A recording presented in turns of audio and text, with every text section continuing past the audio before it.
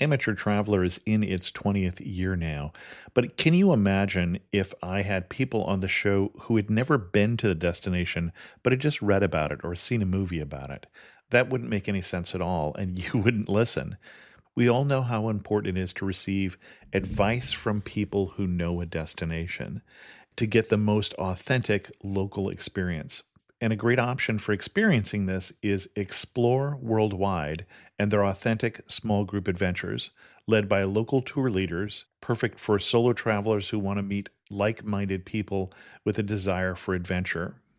I'm often an independent traveler, but two of my last three trips were with small group tours because they organize everything and it's a lot easier.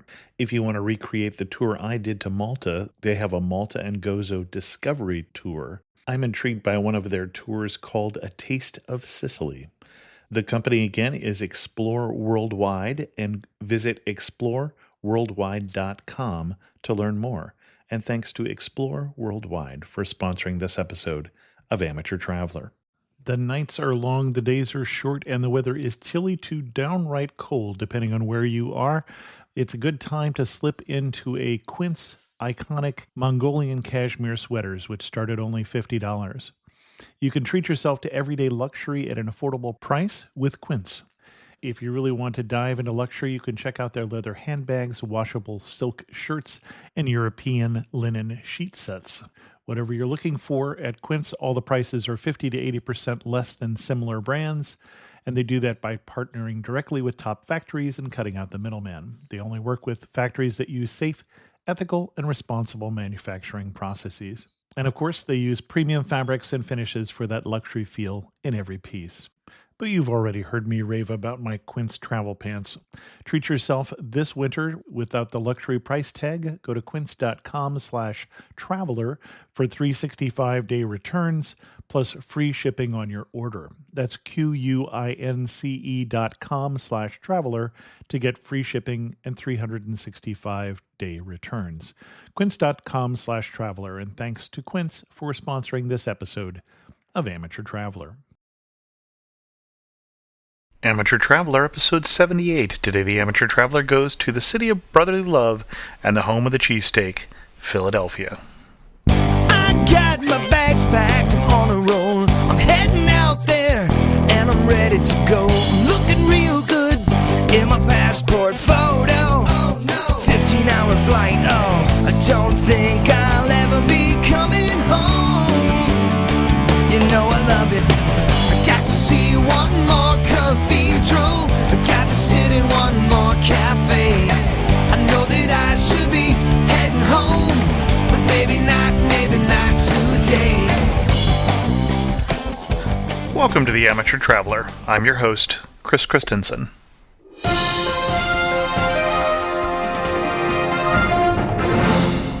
I have just two news stories for you today. The first one is there's a chance for you to win a trip into space through New Scientist and Audi. They're offering a trip that would take you 100 kilometers above the Earth.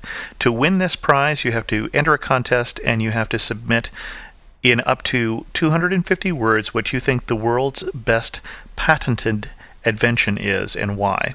I'll put links in the show notes at amateurtraveler.com to that contest. In the second story, a relic of the Cold War, a North Dakota nuclear silo may reopen as a museum. As an article from USA Today Travel, that the State Historical Society of North Dakota is facing a one-year deadline and a fundraising challenge. By December 31st, 2007, they're trying to raise $1 million to turn a Minutemen silo into a museum and to operate it on a regular basis. Links to that also in the show notes at amateurtraveler.com. I'd like to welcome to the show John from Jimmy Crackhead TV. Now, John is here to talk about Philadelphia because you're a hometown Philly boy, right? Yeah, Chris, good to talk to you, and I'm a proud Philly boy, 47 years here. And I'm going to ask you, first of all, since we mentioned the name of your podcast, your video podcast, to explain, because you were telling me off microphone that when I say crackhead, there's an inside joke there. Yeah, it's a play on Jimmy Crack Corn. And crack is an Irish word that my brother brought back from England, C-R-A-I-C. And it means to basically have a good time with friends, alcohol-based.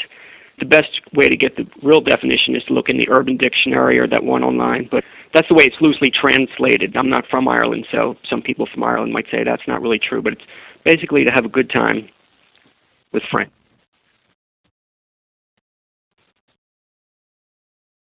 Oh, it's a great city. Yeah, we all call it Philly. It's a great city. I love it to death. It's a great place to live. It's affordable. It's very historical. A lot of people cry about it, but they're the people that moved out and whine about it. It's had its problems. It's had its ups and downs. It peaked around 1950 with about 2 million people, and they've lost about 500,000 people due to, I guess, the white flight, which happened in a lot of cities back in the 50s. But it's making a great comeback right now in the Center City area. I just read it has like 100,000 new people in it or something like that, or 10,000 new people. I'm not really sure of the numbers. It's a great city and good northeastern city. And if I were coming to Philadelphia for, let's say, a week, what would you recommend me see? It depends when you like to come. Probably the nicest time for me is fall. It's great for football season, and Philadelphia also has a change of seasons. It's just a beautiful time, but if you have children and you have to come in the summer, I'd recommend like probably June or early July to catch the July 4th stuff. There's this great international bike race that goes through Manayunk and all around the city that usually happens in the first week of June. And the July 4th thing is good because this is where the country was founded. If you're coming in around Christmas time, I'd stick around for January 1st to catch the Mummers Parade, which is an awesome traditional parade that dates back about 100 years. Now, what's the Mummers Parade?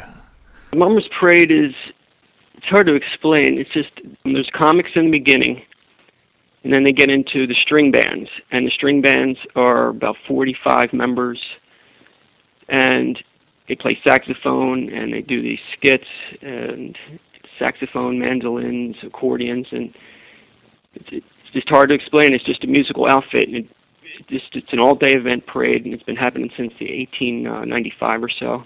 So they just had their 100th celebration, and they march right up Broad Street. It's a good Philly tradition. So if people came for the 4th of July and they wanted to see the historical things, and that's as a big history buff, where would you take them? Oh, definitely down to Old City, that area, Constitution Hall, Independence Hall, all that area around there. Anything from like 2nd Street up to about 8th Street. They still have horses pulling carriages. They have a lot of great tours around there.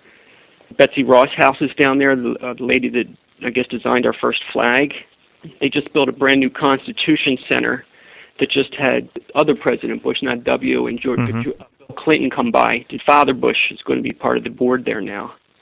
There's also Reading Terminal down there, which is underneath the train station. It was built around 1895, and they made the top part where the trains go. That's now a convention center. But below, there's all these markets that are run by the Amish. Oh, really?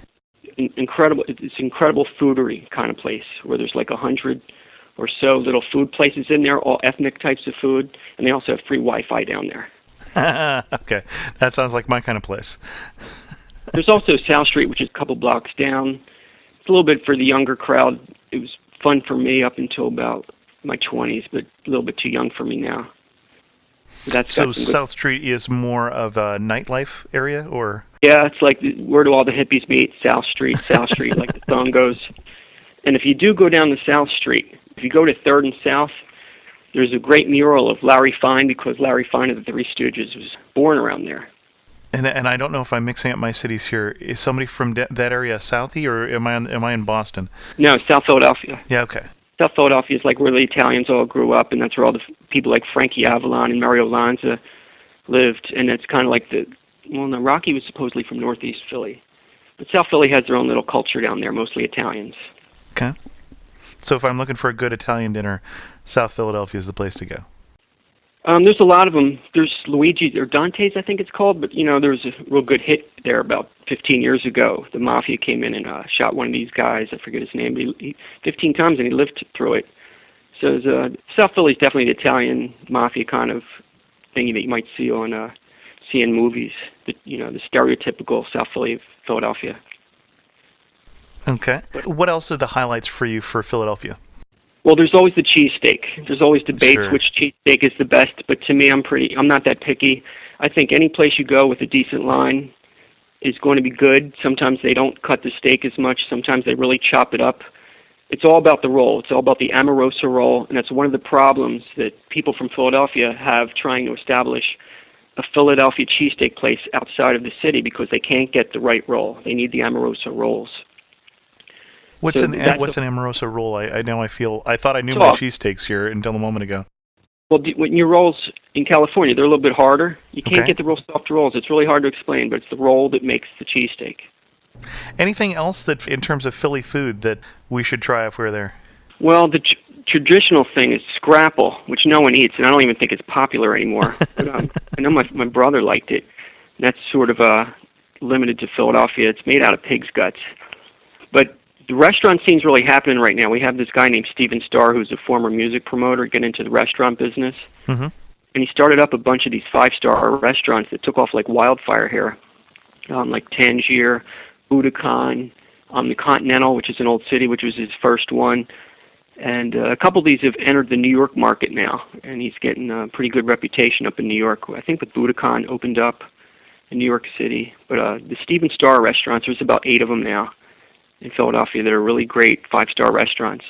I'm more of an eat-to-live kind of guy. Like, Sure. Got to be a real special occasion to take my girlfriend to these places, but they're expensive, and it's the kind of places like all the beautiful people go to. There's also a lot of ethnic restaurants all around town. A lot of Indian, Ethiopian, Afghan. It's a multicultural city with a lot of immigrants. There's just lots of places in different neighborhoods, depending on which neighborhood you go to. And what are the various neighbors? How do they lay out from sort of? I know city center is about once you get me too far from the Liberty Bell, I don't really know my way around Philadelphia. Can you lay out the city for us? It's basically a city of neighborhoods, and there's all kinds of neighborhoods. As I mentioned before, South Philly was traditionally the Italians were living there. The northeast kind of area, the Kensington area where the Rocky stereotype is from, that's kind of more mixed. Center City's right now more of the affluent area. I live in West Philadelphia, the University City area, where there's an increasing African population that's moving here. It's just a very diverse area. So if I was looking for the Ethiopian restaurants you mentioned, then West Philly would be the kind of place. Oh, definitely. If you're looking at African food, West Philadelphia, the University City area is good for that, and we have a lot of good Indian restaurants here. Okay. In Center City, we have the Chinatown area, which has all the Asian-type restaurants, the Vietnamese, the Thai, Chinese restaurants. And it's a small little good Chinatown. It's not as big as San Fran or New York, but it's a good, 10-square block area. Some really good restaurants. Okay. A couple hundred of them, actually. And so I come visit you for a week. What do we do in the evenings? Where do we go? Well, it depends what you'd like to do. If you're into music, there's a lot of good music venues, places. We have the Academy of Music if you're more into like opera and classical. As a matter of fact, it's celebrating its 150th anniversary this weekend. We also have a place called the Kimmel Center that opened up about 5 years ago, a multi-state place for the Philadelphia Orchestra to play. Elton John opened up the opening night there about 5 years ago, so that's an incredible place to hear classical music. We also have World Cafe, which is run by WXPN, one of the local radio stations here, which is a new venue to hear singer-songwriter type stuff. Mm-hmm. We have 4 sports teams in Philadelphia. So Right. then they all play they keep changing the name. I think it's the Covia Center now, but that's where you'll see the big rock concerts. When we run out of things to do in the city, where do you go outside? What's a day trip away from Philly? Well, there's New York, which is only about a 2-hour bus ride away. And if you go to Chinatown, you can actually get a $20 trip out of Chinatown to their Chinatown. Oh, funny.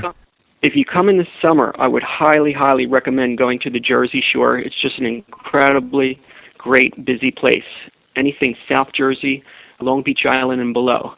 I think as a beach, Atlantic City's it's not that nice as a beach, but the gambling is all in Atlantic City.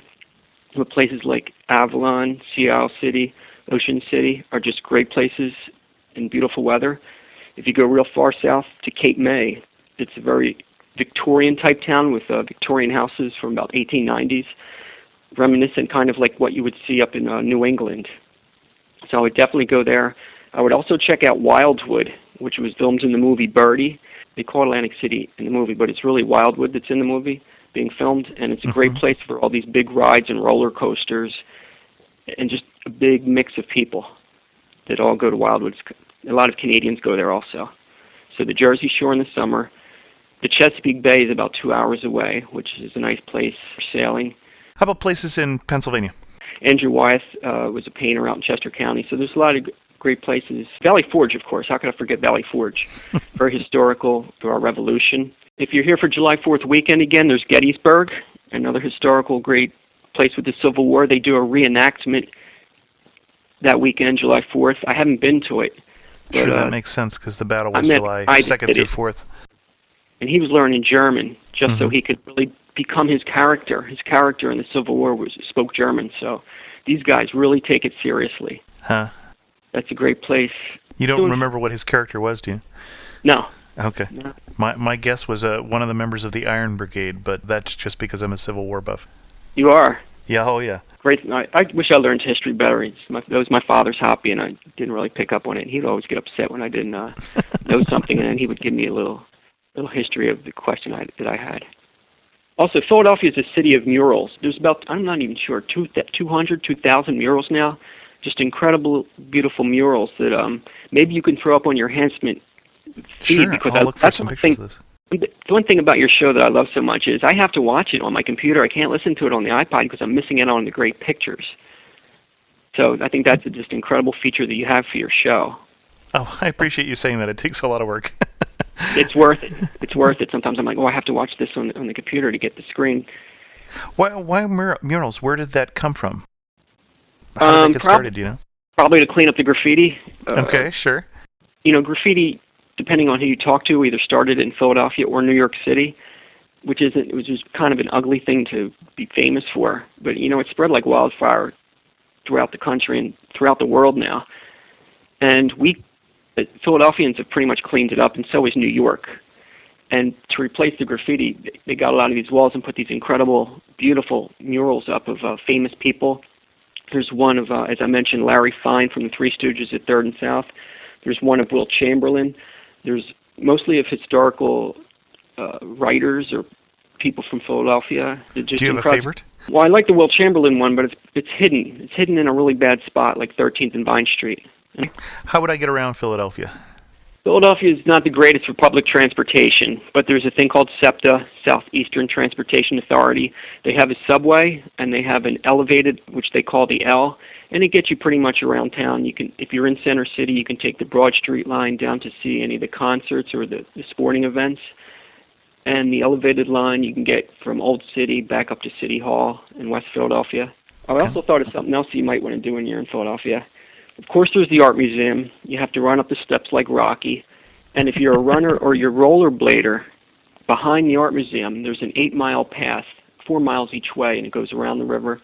And it's great for rollerblading. It's great for jogging, and it's great for people looking. And on any kind of beautiful day, whether it's in the winter or in the summer, you'll find hundreds and hundreds of people just roaming along this path along the water, the West River Drive or East River Drive, which they've since renamed Kelly Drive and Martin Luther King Drive. So that's really a fun thing to do. And when you say along the water, that's the Delaware? It would be the Schuylkill River. The Schuylkill, okay. Schuylkill feeds into the Delaware. Down along the Delaware River, they have Penn's Landing, where they have a lot of good concerts. I think July 3rd, they have the fireworks from Penn's Landing. Mm-hmm. On July 4th, they have the fireworks from the Art Museum area, and they usually have a free concert. They've had Elton John there. They've had the Beach Boys. They had Live 8 there last year. The Art Museum is a great place, too, and they have good exhibits. They've had Cezanne there. And any major artist that's touring the country, it'll have a stop usually at the Art Museum, which is about a mile away from Center City. Now, you mentioned one thing that I want to make sure we bring up. You said if I'm a runner and I'm running up the steps, where are the steps that Rocky runs up? They're right in front of the Art Museum. You can't miss them. Okay, so those are the steps. Okay. Yeah. Which looks like it has a pretty good view of the city, too. Oh, it's a great view of the city. As a matter of fact, that view of the city, I'm pretty sure was designed by Edmund Bacon, who was Kevin Bacon's father, who passed away about a year ago, who was influential in designing the city back in the 40s. Really? And he did a lot of things great, and I think he had a few things that he botched up on, long-term things, like ruining a lot of the old city by tearing down the buildings. But I don't want to get into that. I want to get into the great things he did. But he laid the city out the way it is today, and he was a great man, and he saved this city from basically becoming, and I hate to badmouth Detroit, but something like Detroit, where there's no more residents in the center city at night. Everybody flees out to the suburbs. Mm-hmm. In center city, there's still a major residential population. So when you're up in the art museum and you're looking at center city, he was major in getting the design of the city down. It's interesting for me as somebody who is a student of history, just looking at Philadelphia over the years, because I mean, it used to be the largest city in the U.S. Yeah, and it was. So seeing some of the changes over the years is just fascinating. It's just a little microcosm of what the U.S. has been through. Mm-hmm. So anything that everybody comes to Philadelphia and they see it because they're told to see it, it's in all the tour books, and you've been there, and it's just not worth the time. Well, what are the tour books telling you? I don't know. I haven't looked at them in a few years now. Most of the people, the tourists I see, will come for the history, Sure. and they'll come for Christmas. A lot more people will come for the Mummers Parade on January 1st. If you're in a driving distance, I would definitely come for New Year's to see the parade, because then you can predict your weather. It's not like you're coming from California, but if you're like we have a friend come up from Baltimore every single year for this parade. So that's the kind of thing, if you're New York or Baltimore or Washington, anything within 10 hours, Philadelphia is great in the winter. Okay. You don't want to come during a blizzard. In the summer, you can have your heat waves, which can be pretty unbearable, but that's when a lot of the tourists come because of the children. Sure. The reverse of that, anything that the tourists just all miss. One of the best things about Philadelphia, and you can go there and you'll never see a tourist there because they don't know about it. Well, unfortunately, like any big city, there's a lot of bad areas. There's still a lot of ghettos.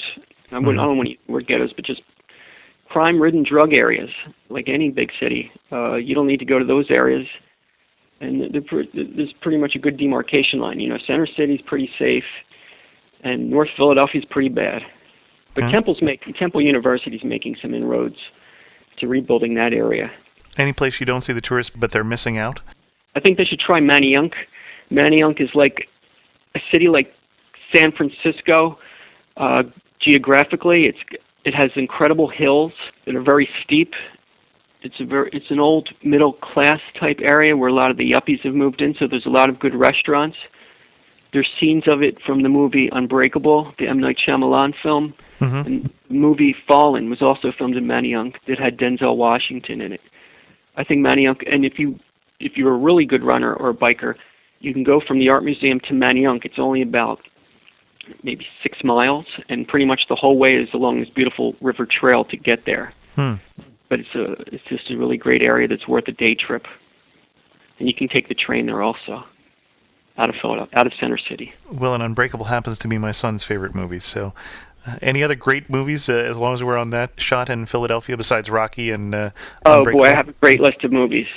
If you're really a movie buff, one of my favorites is The Show Off. It's a black and white film that was actually filmed on location, so you can actually see City Hall and some of the areas back in the 1920s. Of course, Rocky.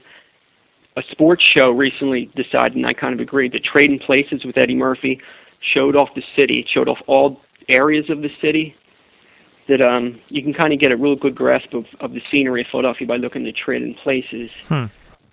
Also, if you're in Center City, I would check out the Lord and Taylor building. I think it was originally for years called the Wanamaker building, which is a department store, and it's just an incredible interior that was filmed for the movie A Mannequin with Kim Cattrall, who was later on City. The movie Philadelphia with Tom Hanks is a great way to see the city, and also the suburbs. If you're really into dark kind of science fiction, I would definitely check out 12 Monkeys, which took the city and put it in real futuristic terms. And Witness is a good movie if you want to catch a little taste of the Lancaster people, the Mennonites or the Amish that I had mentioned. That's now, also how close is Lancaster as a county? How close is that to Philadelphia then? Lancaster is definitely a day trip. It's worth it just to see the Amish people and their culture. A lot of them still don't use electricity. They still ride around in horse and buggies, and it's just it's amazing that only 60 miles away from Philadelphia, this whole culture exists.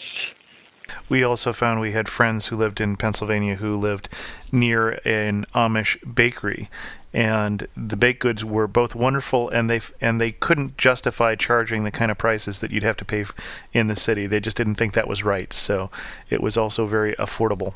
Mm-hmm. Yeah, they're good people. All right, any closing things that we should know about Philadelphia? Can I dispel a few rumors? Sure, yes. Let's certainly dispel rumors. Are you familiar with the snowballs at Santa Claus incident? Is that a rumor that you might have heard, that we threw snowballs at a Santa Claus? No, I didn't heard that one. Oh, that still goes around the sports shows, but that happened in 1968 at Franklin Field, the University of Penn football field. And it was basically 4 guys that threw snowballs at a very drunk Santa Claus, and it's gotten played out of proportion on sports channels that we booed Santa Claus. And, Mia Jamal, he's guilty. Well, okay. John, thanks so much for coming on the show and telling us a little bit about Philly. It was a pleasure, Chris. I enjoyed it, and hopefully I didn't stutter too much. I think you have a lot of editing to do. They'll never know. Okay. One more time, you want to give us the URL for your podcast? I don't think we did that at the beginning of the show.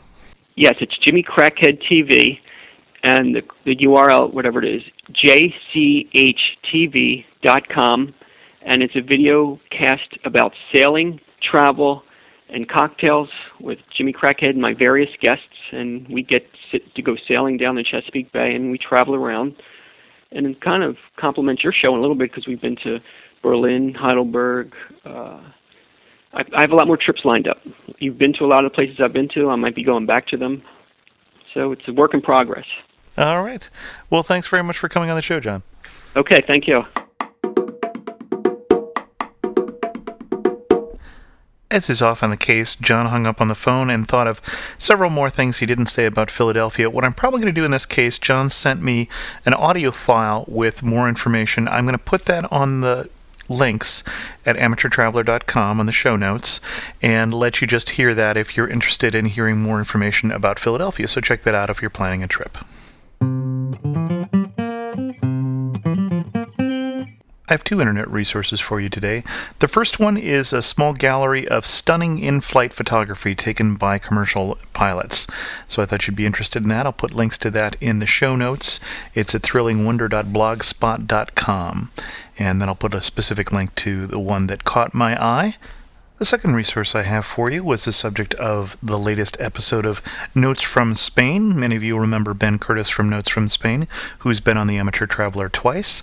And he talked with a guest about More Than English, or Pueblo Inglés, and it is a place that you can go in Spain and spend a week with people helping them to learn English. You can speak nothing but English at the time, but in exchange for that, they will put you up in a 4-star resort for a week where you will be helping people learn English. You still have to pay your own airfare, but that is something that you might be interested in, and I'll put links to that in the show notes.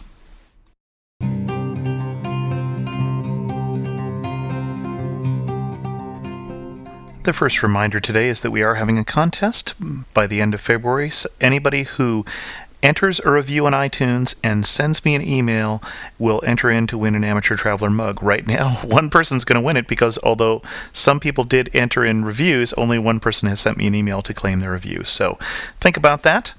I got a message this week from Brendan from Australia, who wrote, I'm fairly new to podcasts, about 3 months or so. I spotted yours and downloaded many of them. My current job gives me about 8 to 10 hours of listening time a day, so I've been having a wonderful time for the last few days. I particularly loved the cast on Yosemite. Man, I'd love to go there in winter. I visited the U.S. for 4.5 months in 2000 and touched 21 states.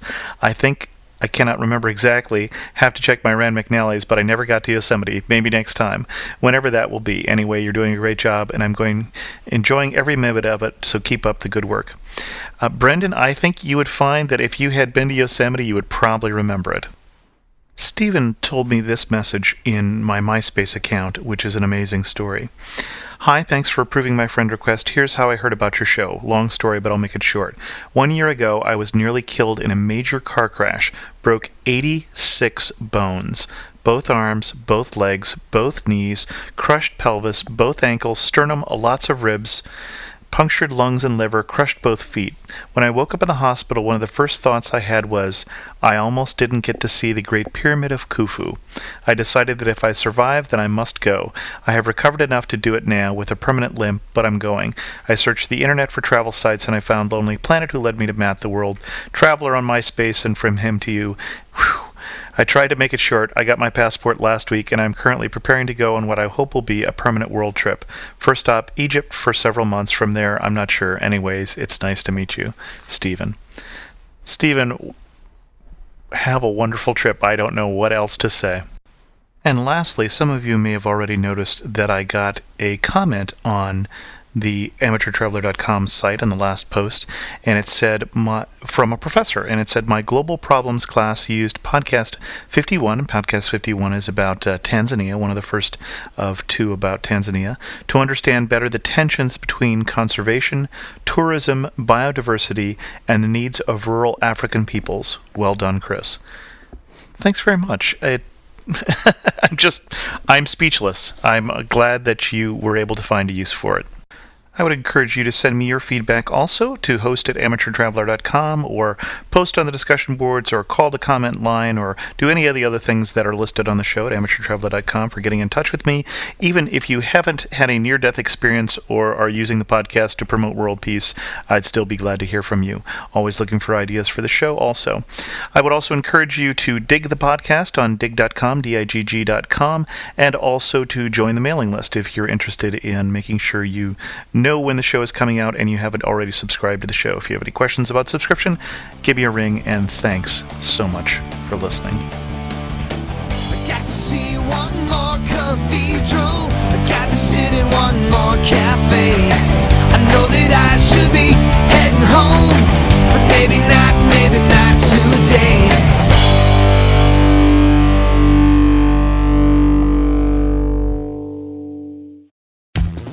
The best and the brightest, served up daily by the sharpest minds in content delivery, Podshow and Limelight.